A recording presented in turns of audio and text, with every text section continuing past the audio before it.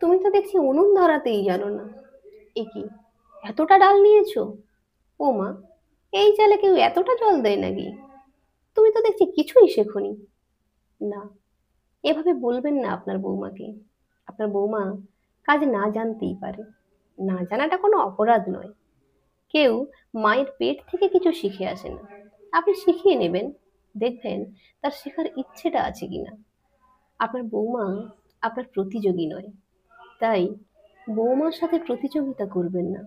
ভেবে দেখুন তো, আপনার সাংসারিক বয়স যত বছর, আপনার বৌমার বয়সই তত নয়।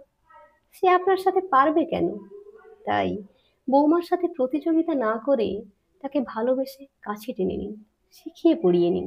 দেখবেন যতটা ভালোবাসা দেবেন, ফিরে তার হাজার গুণ পাবেন। কিন্তু যদি অদৃশ্য প্রতিযোগিতায় জেতার উল্লাসে বৌমার জীবনকে বিষাক্ত করে তোলেন, তাহলে সেই বিষের প্রভাবে আপনার ছেলের জীবনও বিষময় হয়ে উঠবে। তাই বৌমার সাথে প্রতিযোগিতা করবেন না। আপনার শাশুড়ির কাছে আপনি অত্যাচারিতা বলে, আপনার মেয়ে তার শ্বশুর বাড়িতে অত্যাচারিতা বলে আপনিও সেই ভূমিকায় অবতীর্ণ হবেন না।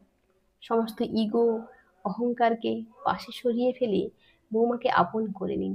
দেখবেন জীবন অনেক সুন্দর, অনেক মধুর।